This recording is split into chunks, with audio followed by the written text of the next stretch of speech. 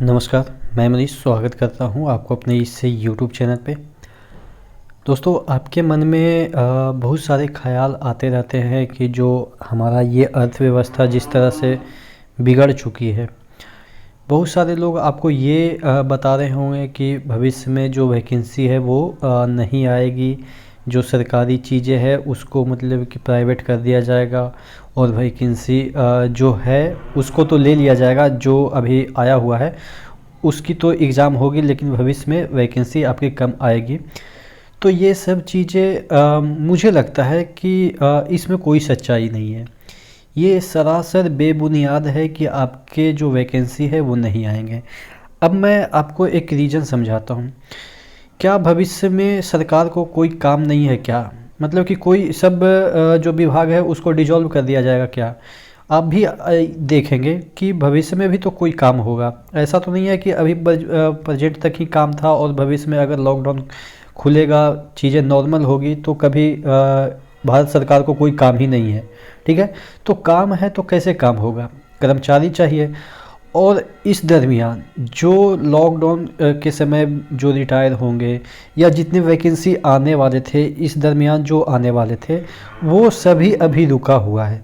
ठीक है, तो यानी कि जैसे ही चीज़ें नॉर्मल होगी तो आपके वैकेंसी धनाधन आएंगे। ऐसा लोग कह रहे हैं कि आपके वैकेंसी नहीं आएंगे, लेकिन मैं तो आपको ये बताऊं कि ये अपॉर्चुनिटी है, क्योंकि ये जो आपके स्टॉक बन गए, जो सीजीएल के आने वाले थे, सीएचएसएल के आने वाले थे, बैंक के आने वाले थे, और भी जो रेलवे के और भी जो आपके जो पायलट वाले आने थे, जो आपके कैप्टन का जो वैकेंसी था, जो जिसे हम ड्राइवर कहते हैं, उसके वैकेंसी आने वाले थे, टीडीई के वैकेंसी आने वाले थे।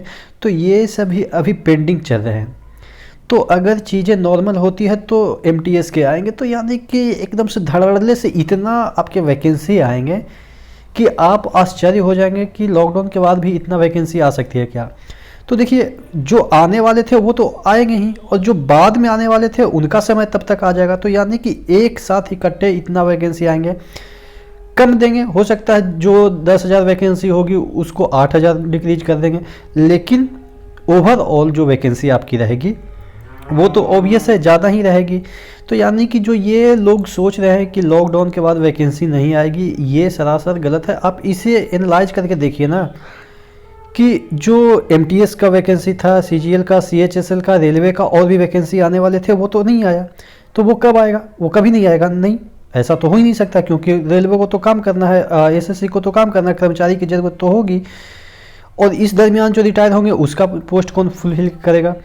तो ये सभी चीज़ों को एनालाइज करने के बाद मुझे ये लगता है कि जो आपके ये सभी जो वैकेंसी, सीडीएस के वैकेंसी आएंगे, उसके बाद डिफेंस में और भी चीज़ें हैं उसके लिए वैकेंसी आएंगे, पुलिस के वैकेंसी आएंगे, जो आने वाले थे वो अभी जो नहीं आए हैं। इसकी वजह से हो सकता है कि जब भी ये सिचुएशन नॉर्मल हो जाए तो ये आपके लिए अपॉर्चुनिटी का काम करेगा। तो अगर आप नहीं पढ़ रहे हैं ये सोच के कि भविष्य में वैकेंसी नहीं आएगी, तो आप वहाँ पे मात खा जाएंगे, क्योंकि आपने सोचा कुछ और, होगा कुछ और। क्योंकि इकट्ठे अगर आते हैं वैकेंसी तो लड़के डिस्ट्रीब्यूट हो जाएंगे, तो वहाँ पे अपॉर्चुनिटी आपकी बढ़ जाएगी सिलेक्शन होने की।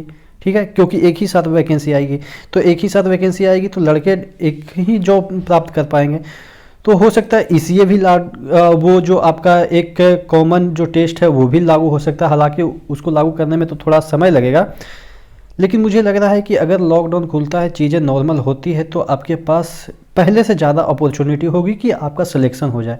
इसमें क्या होता था कि एक ही बच्चे कभी इसमें भी सिलेक्ट हो जाते, कभी उसमें भी सिलेक्ट हो जाएंगे।